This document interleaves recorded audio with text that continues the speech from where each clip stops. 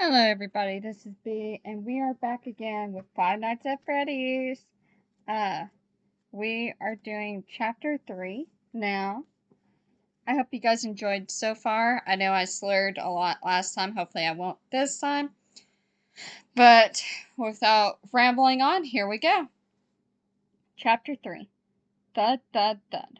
Charlie startled out of sleep, disoriented. Something was banging on her door, trying to force its way in. Oh, for goodness sake, Jessica said grumpily, and Charlie blinked and sat up. Right. The motel, hurricane. Someone was knocking on the door. As Jessica went to answer it, Charlie got out of bed and looked at the clock. It was 10 a.m. She looked out the window at the bright new day.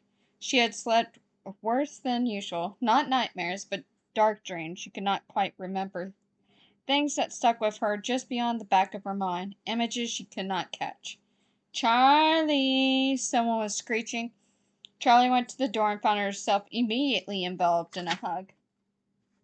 Marla's plump arms gripping her like a vice. Charlie hugged her back tighter than she meant to. When Marla let go, she stepped back grinning. Marla's mood had always been so intense they were contagious, spreading out to whoever was in her path. When she was gloomy, a pall fell over all of her friends, the sun gone behind her cloud. When she was happy, like now, it was impossible to avoid the lift of her joy.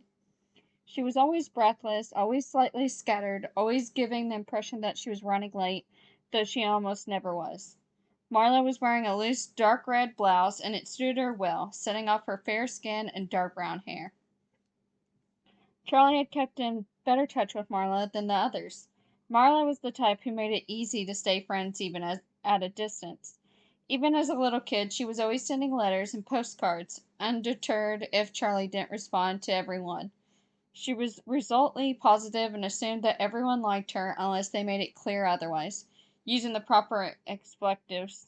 Charlie admired it about her. She herself, though not shy, was always calculating.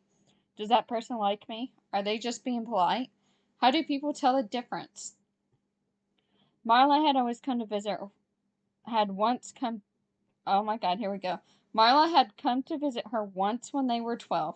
She had charmed Charlie's aunt and made fast friends with her school friends while still making it abundantly clear that she was Charlie's friend, and she was there only to see Charlie. Marla's gigantic smile turned serious as she studied Charlie's, peering at her as if trying to spot the difference since they last met. "You're as pale as ever." She took Charlie's hands in her own. "And you're all clammy. Don't you ever get warm?"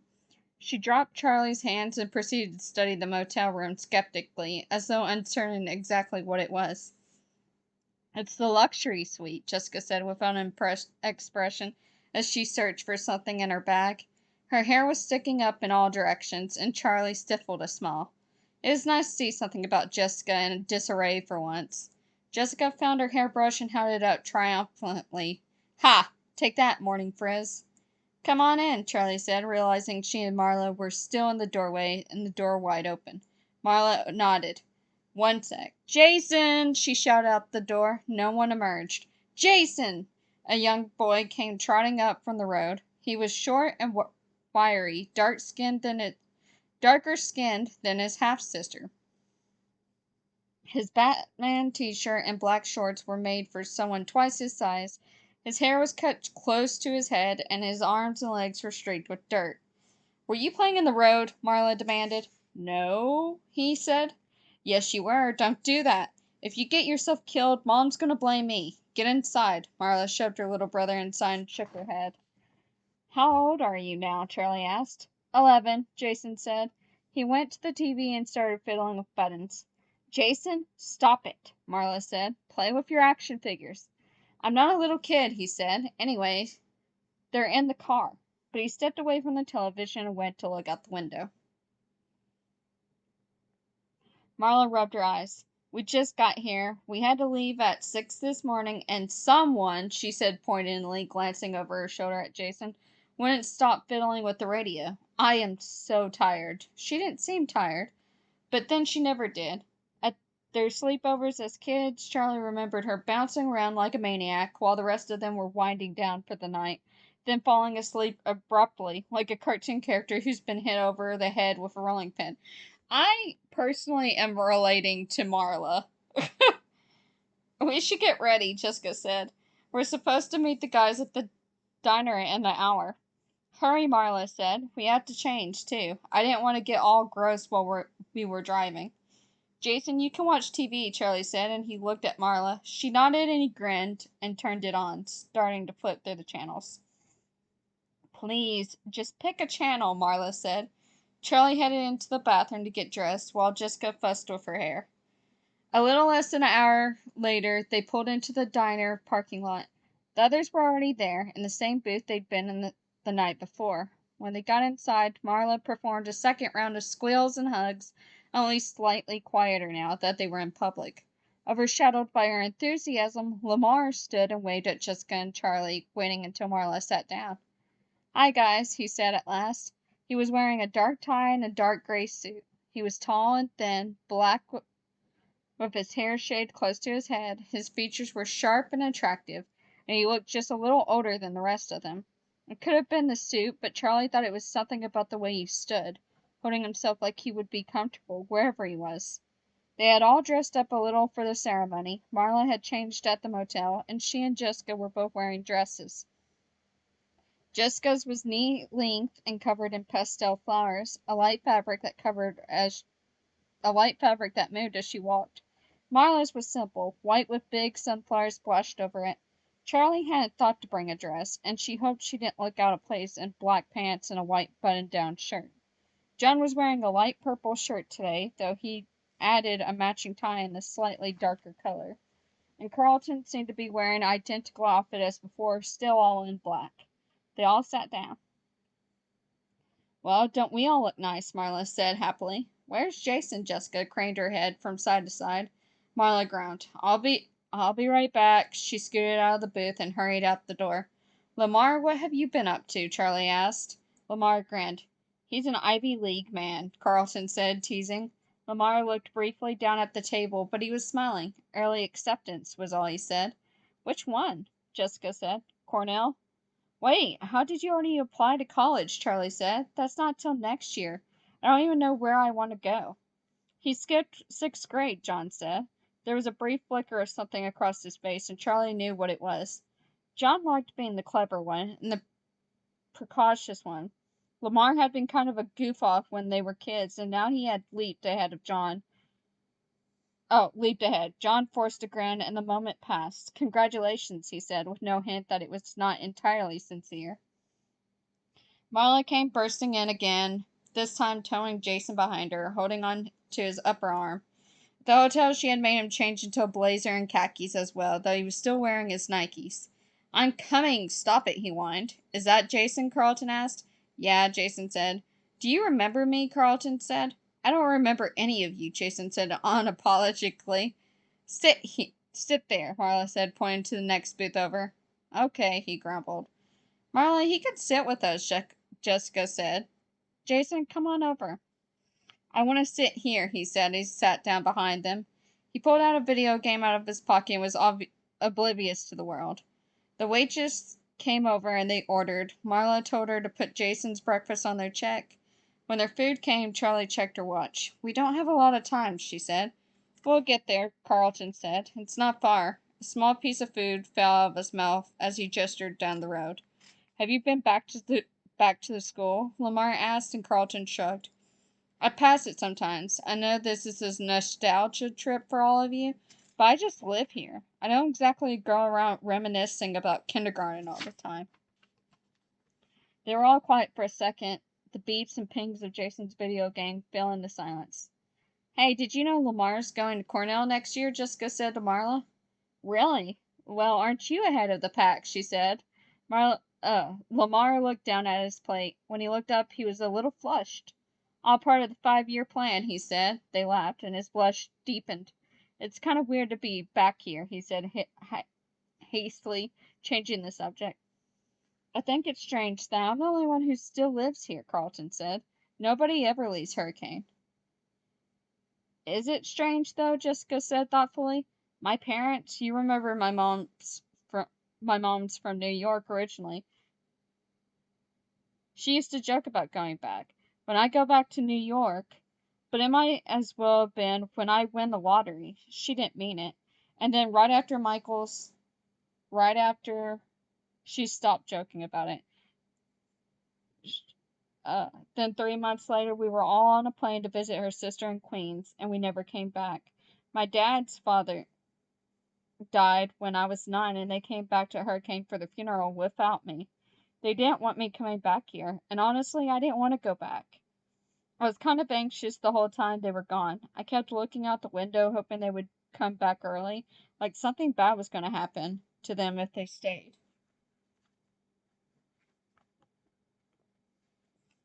They looked at one another, considering. Charlie knew they all moved, all but Carlton, but she had never thought about it. People moved all the time. Carlton was right, though. People didn't leave Hurricane. We moved because my dad got a new job the summer after third grade, John said. That's not exactly mysterious, Lamar. You left in the middle of the semester that year. Yeah, he said. But that's because when my parents split, I went with my mom to Indianapolis. He frowned. But my dad moved too. He's in Chicago now. My parents left because of Michael, Marla said. They all turned to her. Afterward, my mom couldn't sleep. She said spirits were stirring in the town, unquiet. My dad had told her she was being ridiculous, but we still left as fast as we could. Marla looked around at her friends. What? She said defensively. I don't believe in ghosts. I do, Charlie said. She felt like she was talking from a great distance. She was almost surprised that she could hear her. Surprised they could hear her. I mean, not ghosts, but memories. I think they linger, whether there's someone there or not. The house, her old house, was imbued with memory, with loss, with longing.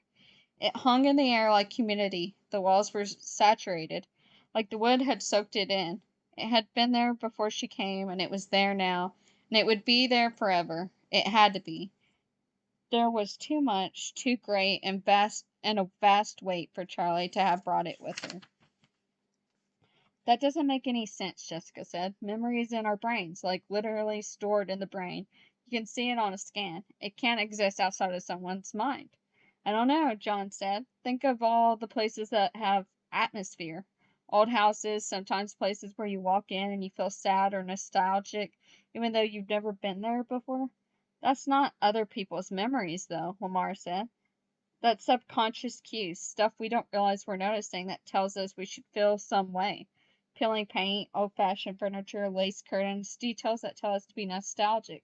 Mostly things we pick up from movies, probably. I got lost at a carnival when I was 4. I never got so scared in my life, but I don't think anybody's feeling suddenly desperate for their mom when they pass the ferret. I don't think anybody's feeling suddenly desperate for their mom when they pass the Ferris wheel. Maybe they are, Marlo said. I don't know. Sometimes I have little moments where it's like there's something I forgot, something I regret, or that I'm happy about, or something that makes me want to cry, but it's only there for a split second. Then it's gone. Maybe we're all shedding our fear and regret and hope everywhere we go, and we're catching traces of people we've never met. Maybe it's everywhere. How is it that different from believing in ghosts? Lamar asked. It's totally different, Marla said. It's not supernatural and it's not like the souls of dead people. It's just people leaving their mark on the world. So it's the ghost of living people, Lamar said. No. You're talking about people having some kind of sense that can hang around a specific place. Oh, some kind of essence that can hang around a specific place after the people is gone. Lamar said. That's a ghost. No, it's not. I'm not saying it right, Marla said. She closed her eyes for a minute thinking. Okay, she said at last. Do you all remember my grandmother? I do, Jason said. She was my grandmother, too. She was my dad's mom, not yours, Marla said. Anyways, you were only a year old when she died. I do remember her, Jason said quietly. Okay, Marla said. So she collected dolls from the time she was a kid. She and my grandfather used to travel a lot after he retired, and she'd bring them back from all over the world. She had them from France, Egypt, Italy, Brazil, China, everywhere. She kept them in their their own special room. It was full of them, shelves and shelves of dolls, some tiny, some almost as big as I was. I loved it. One of my earliest memories is playing in that room with the dolls. I remember my dad would always warn me to be careful, and my grandmother would laugh and say toys should be played with. I had a favorite, a 21-inch red-haired doll in a short, shiny white dress like Shirley Temple. I called her Maggie. She was from the 1940s, and I loved her. I told her everything, and when I was lonely, I would imagine myself in that room playing with Maggie. My grandmother died when I was 6, and when my dad and I went to see my grandfather after the funeral, he told me I should pick a doll to keep from the collection. I went to the room to get Maggie, and as soon as I walked through the door, something was wrong. It was as though the light had changed, become darker, harsher than it used to be. I looked around, and the lively, playful poses of the dolls now seemed unnatural, disjointed. It was as though all of them were staring at me. I didn't know what they wanted. Maggie was in the corner, and I took a step towards her, then stopped. I met her eyes, and instead of painted glass, I saw a stranger. I turned and ran. I raced down the hall as though something might be chasing me, not daring to look back until I reached my father's side. He asked if I had picked a doll, and I just shook my head. I never went back in that room. Everyone was silent. Charlie was transfixed, still seeing little Marla running for her life. What happened to the dolls? Carlton asked, only half breaking the spell. I don't know. I think my mom sold them to another doll collector when my grandfather died, she said.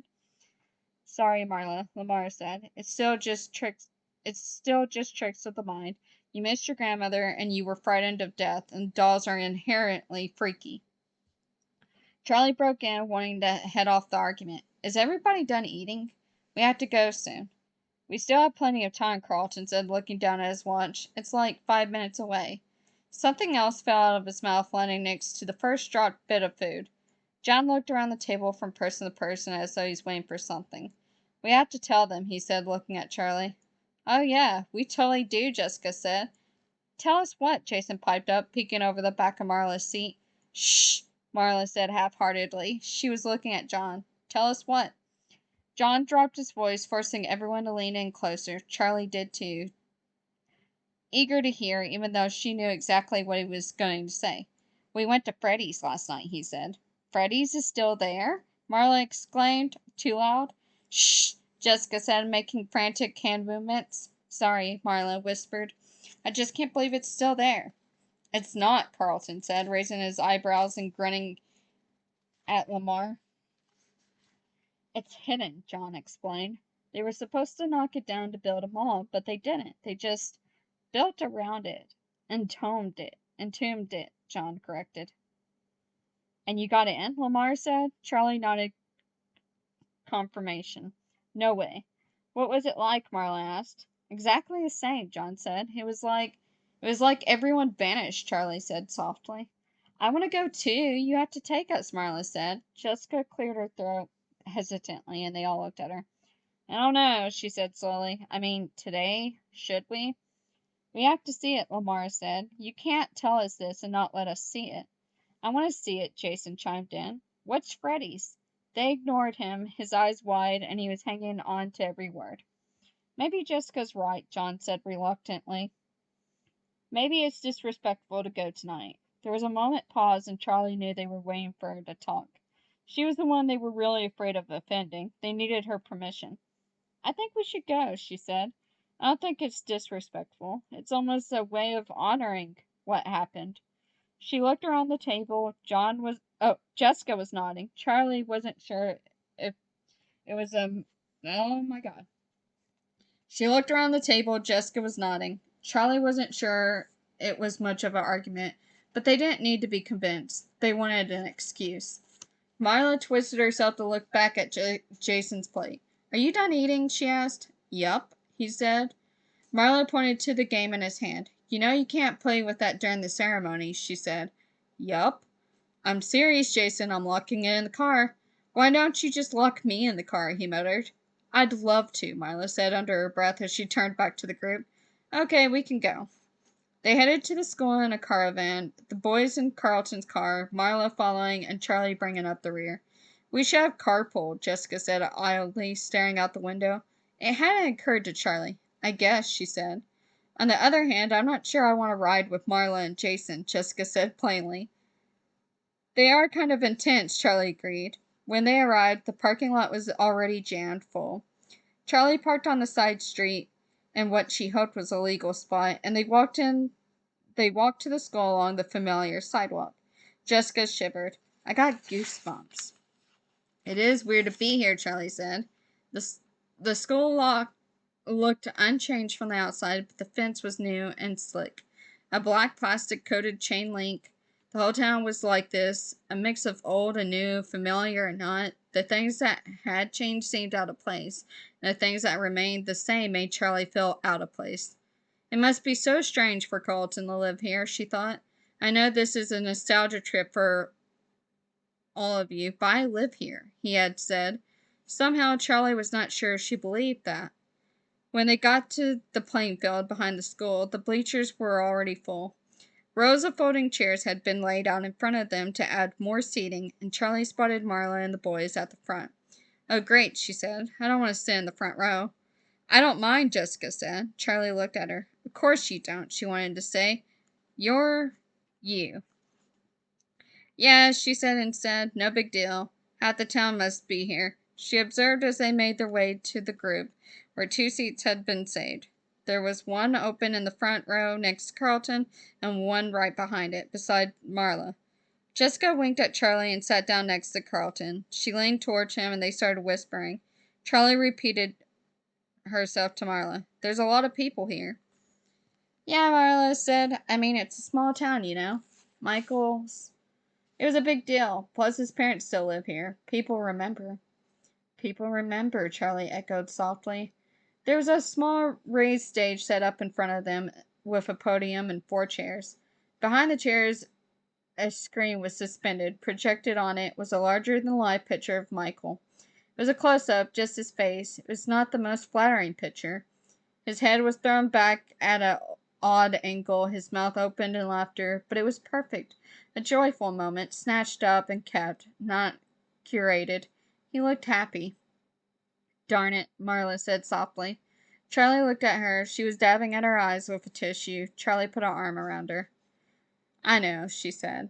The sound system came on suddenly with a whine that slowly faded. 4 people walked on stage. A heavy-set man in a suit who went straight to the microphone, an elderly woman, and a couple, a man and a woman. The man in the suit stepped up to the podium, and the elderly woman sat down in one of the 4 chairs. The couple stayed back, but they did not sit. Charlie knew they must be Michael's parents, but she did not recognize them. When she was young, they had just been parents, a species that was for most part unremarkable. She realized suddenly that she didn't even know their names. Michael's parents had not gone out of their way to interact with their son's friends, and Charlie had literally spoken to them as Michael's mom and Michael's dad, as if those were appropriate forms of address. The man at the podium introduced himself as the school's principal. He said a few things about loss and community and the fleeting preciousness of youth. He talked briefly about Michael's kindness, his artistic talent, and the impression he made, even as a small child, on everyone he met. It was true, Charlie reflected. Michael had been an unusually charismatic child. He wasn't exactly a leader, but they all found themselves wanting to please him, to make him smile, and so they often did the things they knew he wanted to do, just to make him happy.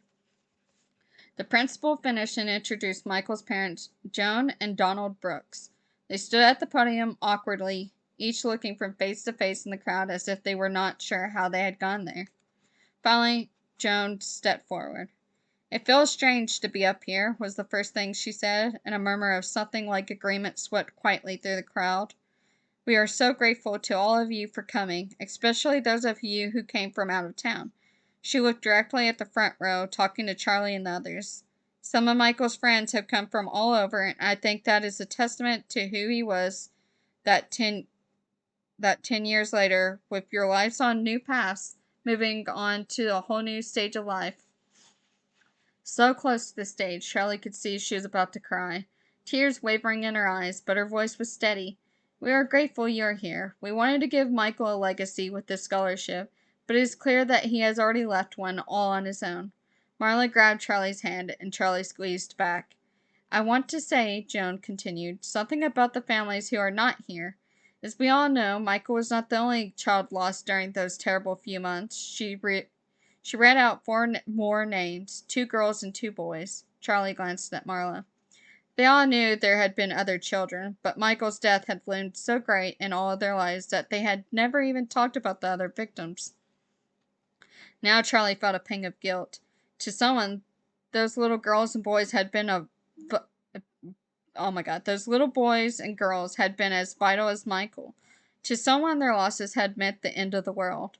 She closed her eyes for a moment. I can't mourn everyone, she thought. No one can. Joan was still talking. Although other families have moved on to other places, those young boys and girls will always have a place in our hearts. Now I would like to call to speak a young man who is particularly close to my son. Carlton, if you would. They all watched in surprise as Carlton climbed up behind the podium. Joan hugged him tightly and stayed close behind him as he pulled a crumpled piece of paper from his pocket. He cleared his throat and looked over the heads of the crowd, then crumpled the paper up again and put it back in his pocket.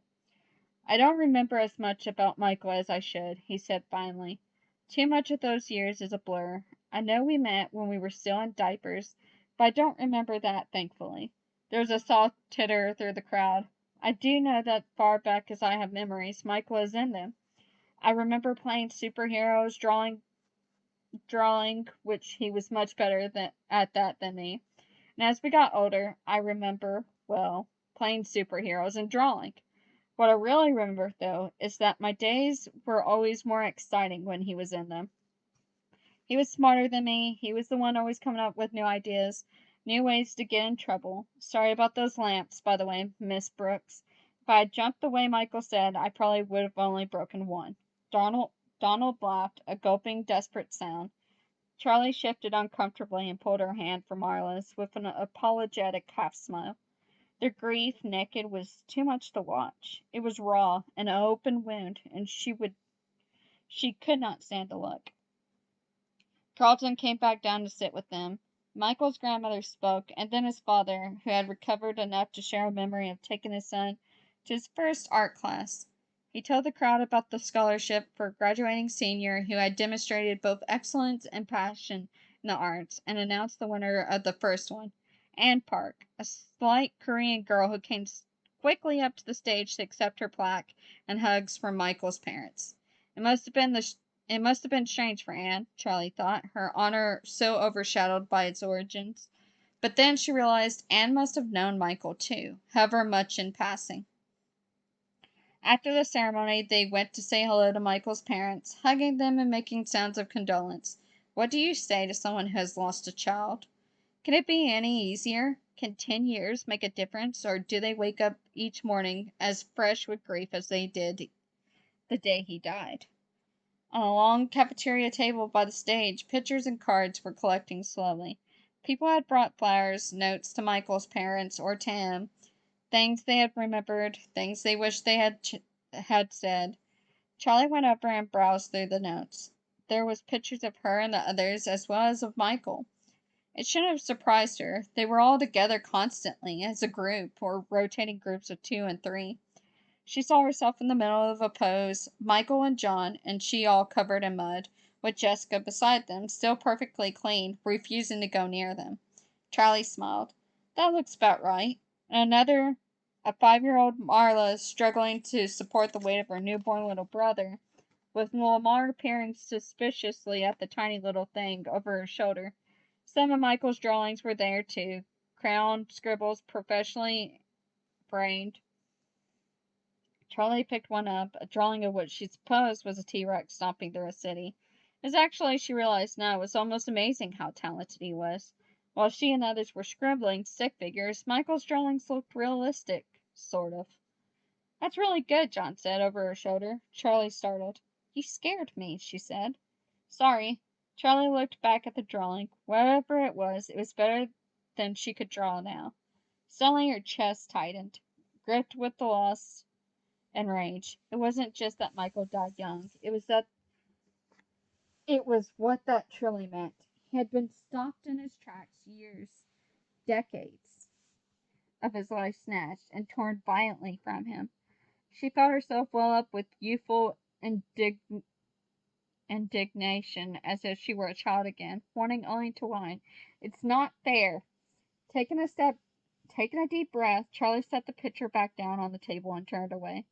The gathering was continuing, but she needed to leave. She caught Marla's eye, and Marla, as scarily intuitive as always. Oh, that's my alarm. I cannot read fast. I'm always behind. Caught Marla's eye and nodded and caught Lamar's sleeve. From their various vantage points, they all headed for the parking lot. No one seemed to notice their departure, which made sense, except for Carlton. They were all strangers here. In the lot, they stopped by Marla's car. She had somehow called down the miracle and found a space right next to the school. Can I play my game now? John said immediately, and Marla found her keys in her purse and handed them over. Don't drive away, she warned. Suddenly, Marla grabbed her brother and pulled him close, hugging him to her for a long minute. Geez, I'm only going to the car, he muttered when she let him go. Yeah, maybe I should let you drive away, she said, giving him a little push. She cleared her throat. So, are we going to Freddy's? She said. They all looked at one another. Yeah, Charlie said. I think we should. Somehow, following this, going back to Freddy's seemed like more than a game. It felt right. Let's meet there at sunset, she said. Hey, Jessica, can you catch a ride with the guys or something? I'm going to go for a walk. You can come with us, Marla said. I promised Jason I'd take him to the movies. Charlie headed down the road without waiting to hear the rest of the discussion. A dozen feet from the lot, she realized she was being followed. She turned around. John, do you mind if I come? You're going to your old house, right? How did you know that? It's the only interesting thing out this way. Anyways, I went to see my old place too. It was painted blue there. It was painted blue and there was a garden in the yard. It was weird. I know it wasn't blue when I lived there, but I couldn't remember what color it was supposed to be. Everything's so different. Charlie didn't say anything. She wasn't even sure she wanted John to come with her. Her house, her father's house, it was private. She thought of the first time John had seen the toys, his fascination, and interest that was all his. It had nothing to do with pleasing her. She relented. Okay, you can come. Is it? He hesitated. Is it different? It's really not, Charlie said. It wasn't quite true, but she wasn't sure how to explain the things that had changed. They walked together for a better part of 3 miles, away from the town and down to old roads, first paved, then gravelled. As they neared the place they left the roads, ascending the steep incline of the hill, overrun with bushes and trees that should have been trimmed or cut down ages ago. Three rooftops peeked over the leaves, scattered widely over the hill, but no one had lived in those houses in a long time. At last they walked up the driveway, and John stopped short, staring up at the house. I thought it would be less intimidating, he said softly. Impatient, Charlie took his arm for a second and pulled him away, leading them around the side of the house. It was one thing for him to be here with her, but she was not quite ready to let someone else inside. She wasn't even sure she wanted to go inside again, anyways. He followed her without protest, as if aware that they were in her territory, and she would decide where they went. The property was large, more than a lawn. There were woods surrounding the wide space of the backyard. As a child, Charlie had often felt like she was in her own little realm, ruler of all she surveyed. The grass had gone wild, weeds growing feral and up to their knees. They walked the perimeter. John peered into the woods, and Charlie was struck by her old childhood fear, like something out of the fairy tale. Don't go into the woods alone, Charlotte, her father warned. It was not sinister, just a parent's warning. Don't get lost, like telling her not to cross the street without holding someone's hand, or to not touch stove when it was hot. But Charlie took it more seriously. She knew from her storybooks, as all children did, that the woods contained wolves and more dangerous things. She caught John's sleeve. Don't, she said, and he pulled back from the woods, not asking why. Instead, he went to a tree in the middle of the yard and put a hand on it. Remember that tree? He asked, smiling, something a little wicked in his voice. Of course, Charlie said, walking over. It's been here longer than I ever was. But he was looking at her, waiting for more, and suddenly she remembered. It had been a sunny springtime. They were 6 years old, maybe. John was busy, and they were playing hide and seek. half supervised by Charlie's father, who was in his garage workshop, absorbed in his machines. The door was open, so he would notice if someone screamed, but short of that, the outdoors was their own. John counted to 10, eyes covered, facing the tree that was home base. The yard was wide and open. There were not many places to hide, so Charlie, buoyed up by excitement of the game, dared to hide beyond the forbidden edge of the woods, just barely past the tree line. John searched the other places first, behind her father's car, in the corners where one part of the garage jutted out. Space beneath the porch where the child would just oh my god! Space beneath the porch where a child could just barely crawl. He realized where she must be, and Charlie braced herself to run as he began to walk the edges of the yard, darting into the woods and out again, looking behind trees. When at last he found her, she took off, tearing across the lawn to the home base tree. He was just behind her, so close he could almost touch her, and she sped on, staying just out of reach. She hit the tree, almost slamming into it, and John was right behind her, bumping into her a second later, too fast to stop. They were both giggling hysterically, and then they stopped at the same moment, still gasping to catch their breath. "Hey, Charlotte," John said, stressing her name in the mocking tone he always used. "Don't call me that," Charlie said automatically. "You ever seen grown-ups kiss?" He picked up a stick and started digging at the tree bark like he was more interested in that than her answer. Charlie shrugged. "Yeah, I guess so. Want to try it?" He still wasn't looking at her. His face was streaked with dirt, like it often was, and his hair was sticking out in all directions. A twig caught in it above his forehead. "Gross," Charlie said, wrinkling her nose. Then, after a moment, "Yeah, okay." John dropped the stick and leaned forward, his hands behind his back. Charlie closed her eyes, waiting, still not entirely sure what she was supposed to do. "Charlotte!" It was her father. Charlie jumped back. John's face was so close to hers, she banged into him with her forehead. "Ow!" he yelled, clapping a hand to his nose. Charlie's father came around the side of the tree. "What are you up to, John?" He pried John's fingers away from his nose. "You're not bleeding. You'll be fine," he said. "Charlotte, closer to the house, please." He then pointed his finger, directing them forward. "John, it looks like your mom is here anyway." He walked ahead of them towards the driveway where a car had just pulled in. "Yeah, okay." John trotted off towards the driveway, turning once to wave at Charlie. He was grinning like something wonderful had happened, although Charlie was not quite sure what it was. "Oh my," Charlie said, now covering her face, sure it was bright red. When she looked up again, John was grinning that same satisfied 6-year-old grin.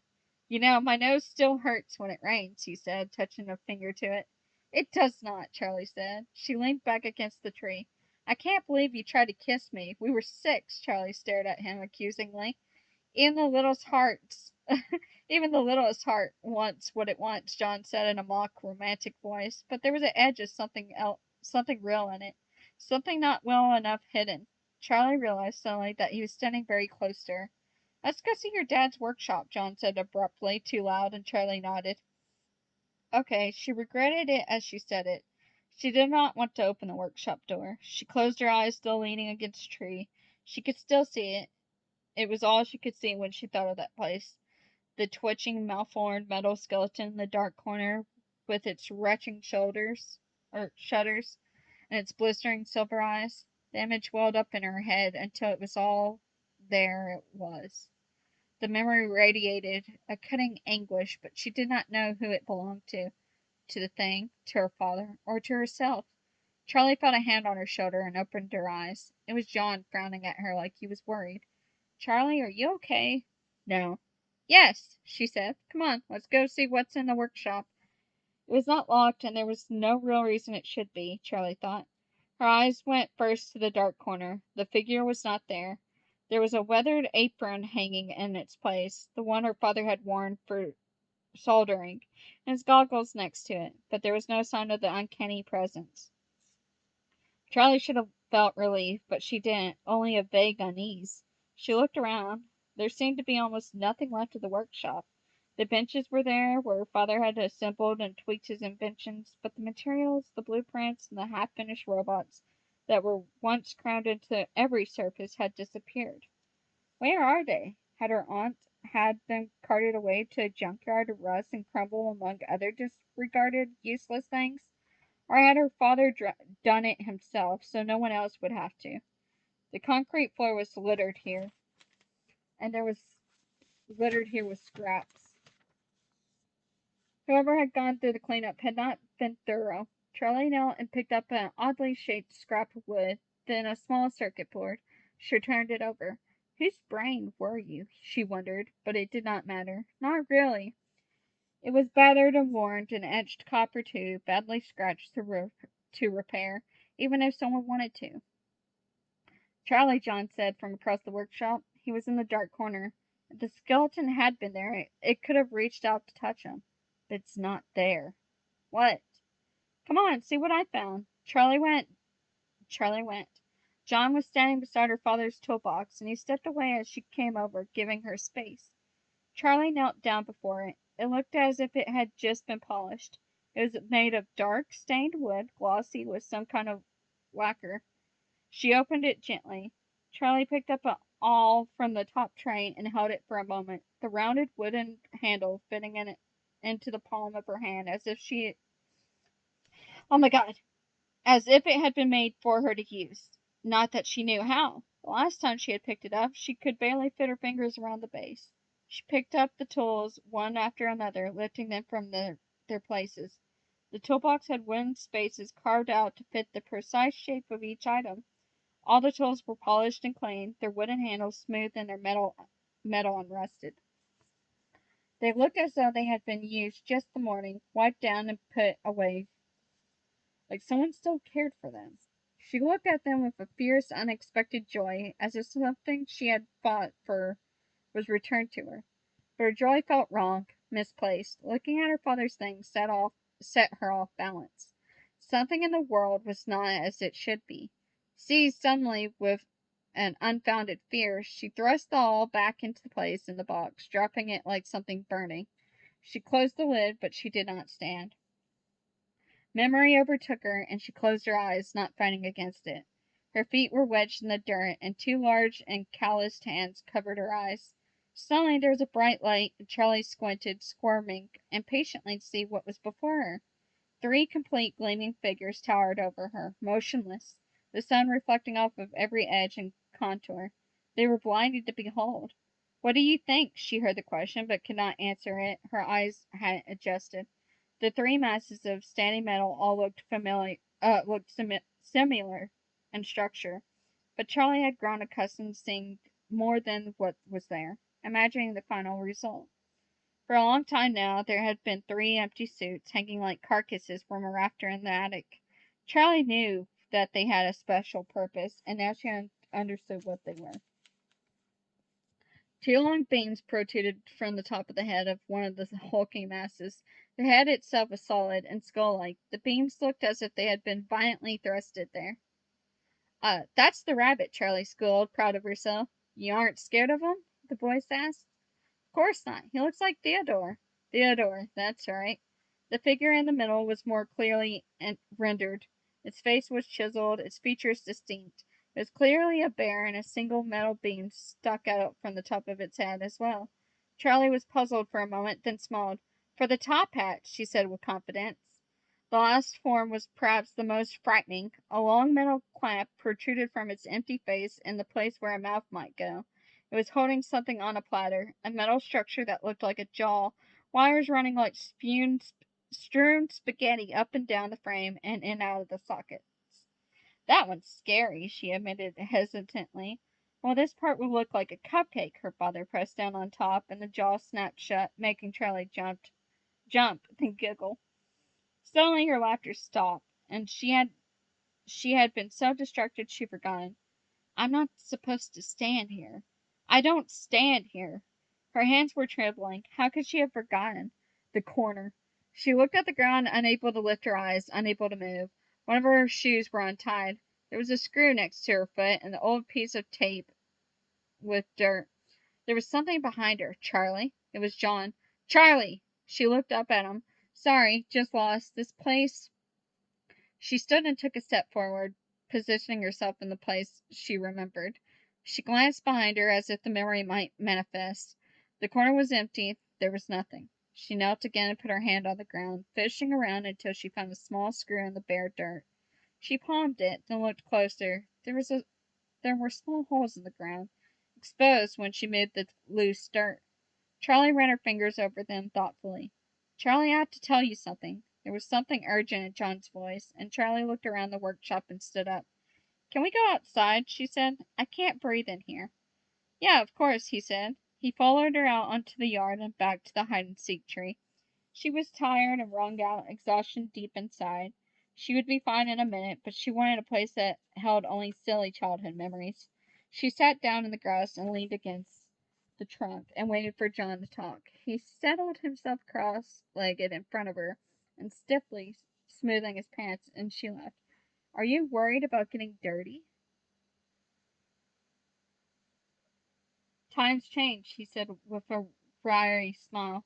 "What do you have to tell me?" she asked, and his face grew serious. "I should have said something a long time ago," he said.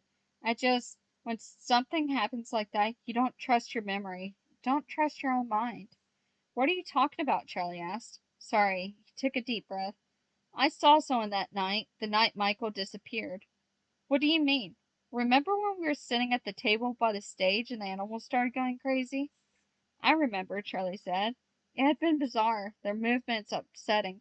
They were moving too fast, bending and spinning, cycling through their limited, programmed moves over and over. They seemed frantic, panicked. Charlie was mesmerized.